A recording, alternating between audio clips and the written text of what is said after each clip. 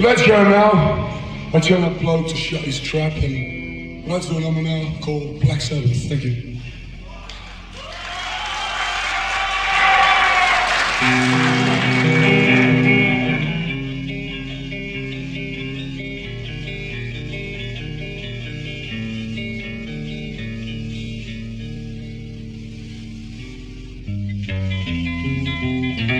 En un video anterior traté la historia de Robert Johnson, quien fuera uno de los más grandes músicos de blues y precedente del rock. En este video, saltándonos a muchos músicos que contribuyeron a la formación de uno de los géneros más populares, hablaremos de quienes son considerados por muchos como los creadores de otro de los géneros más populares y a la vez más impopulares de la historia. Hablaremos de la presencia demoníaca en la banda de heavy metal Black Sabbath.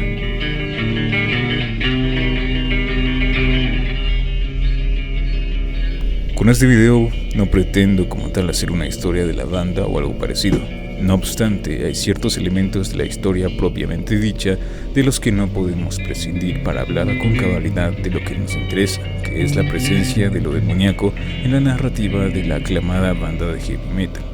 Como hemos aprendido en los videos anteriores, la presencia de lo demoníaco en el arte siempre tiene una causa o motivo más allá del propio arte, aunque un caso que podríamos decir que es la excepción es la del violinista Tartini, que ya tomamos o trabajamos más bien en este canal, ya que en el caso de Paganini y Robert Johnson la presencia demoníaca era casi instrumental en el sentido de que daba una publicidad morbosa al artista, que a fin de cuentas repercutía de forma positiva en su fama.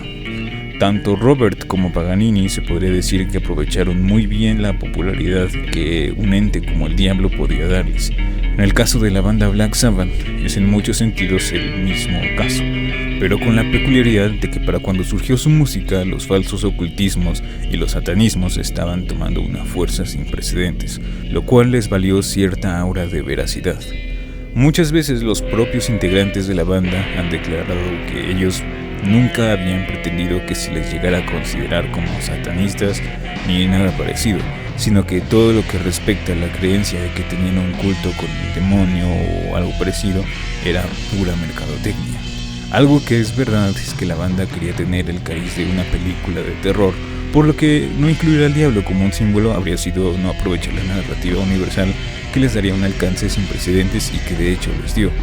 Black Sabbath no fueron los primeros en incluir esta clase de símbolos y en usar indumentaria que pudiera sugerir al espectador casual alguna conexión diabólica.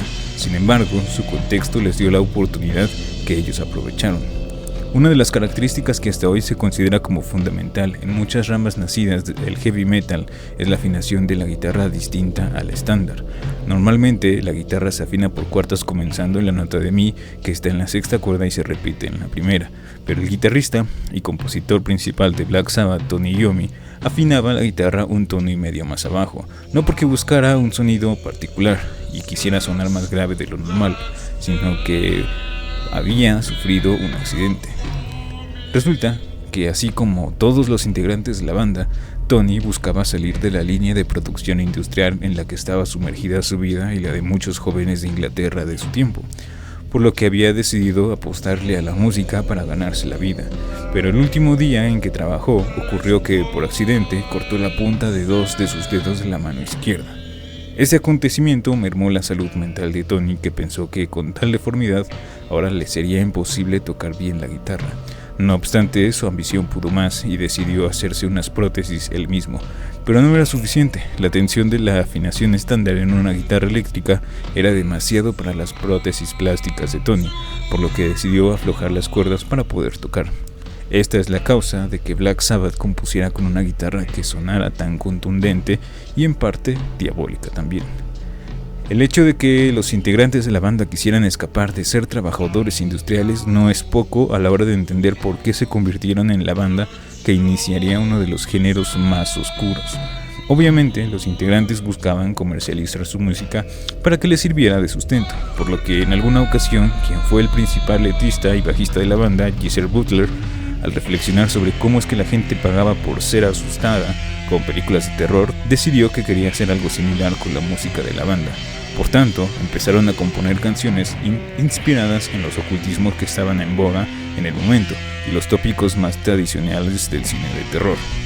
La primera canción del álbum homónimo, y que se considera como el primer álbum de heavy metal y doom metal, cuenta una vivencia del propio bajista en el que una figura oscura se le había aparecido, figura que podríamos decir sin mucho atrevimiento que era el mismísimo diablo. En la canción, Ozzy Osbourne, cantante de la banda, pide a gritos ayuda a Dios ante la aparición del maligno, cosa que podemos ver claramente no sería algo que una banda que se considerara a sí misma como satánica haría. Es a partir de este intento de traducir el miedo del séptimo arte en la música que Black Sabbath se convertiría en el referente de muchas bandas posteriores. Luego, la banda, aún con su cariz ocultista, obviamente respondía a su realidad con su música.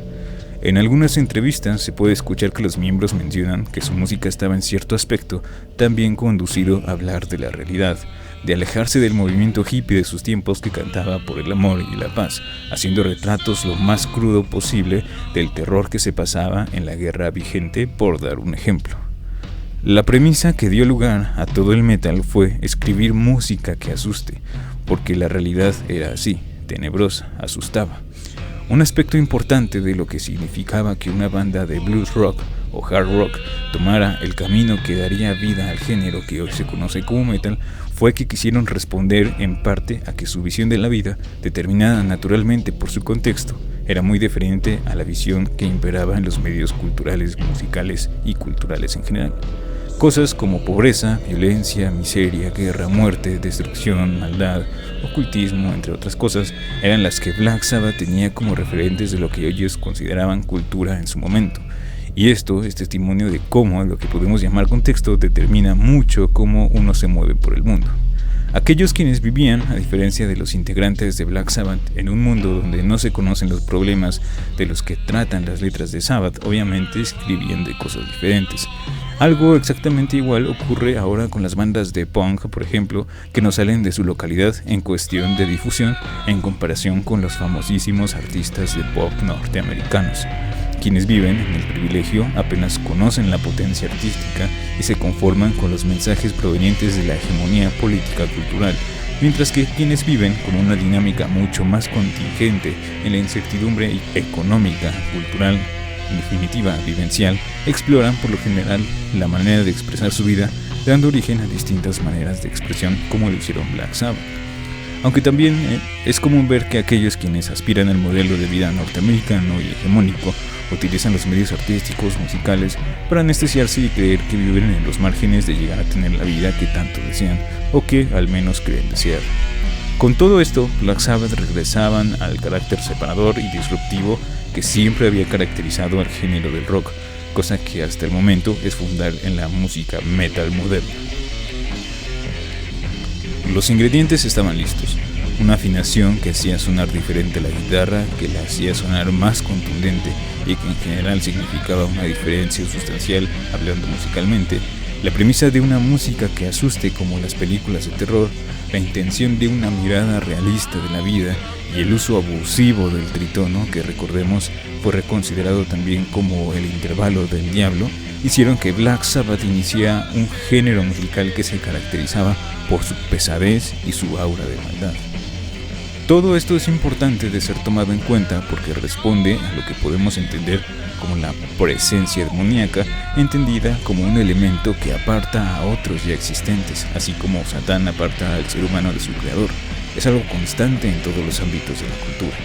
En principio, obviando la participación maquiavélica de las discográficas que etiquetaron a Sabbath de satanistas, el hecho de que se distanciaran de la música de su tiempo, incluso dentro del nicho del rock y el hard rock, implica esa separación que podemos entender como la presencia demoníaca. Con el tiempo, las características novedosas de Black Sabbath se volvieron el paradigma para todos los nuevos géneros de música metal. Se volvieron los profetas de un porvenir en el que el demonio sería el emblema de un género musical. Tal movimiento cultural evolucionaría hasta el punto en que las reacciones entre diferentes formas de expresión dentro de la escena internacional del metal no se hicieron esperar y dieron origen a diferentes subgéneros cada vez más subterráneos. En el siguiente video, o en un video posterior, me gustaría hablar de uno de estos movimientos que llevaron al extremo la premisa que inició Sabbath y que reaccionó a que se empezaran a perder las letras y las narrativas que hacían del demonio y sus características el centro gravitacional de la música. Hablo del black metal que nació en los 90s en Noruega para regresar al demonio como el tema principal de las líricas de lo que entonces se comenzaría a llamar metal extremo.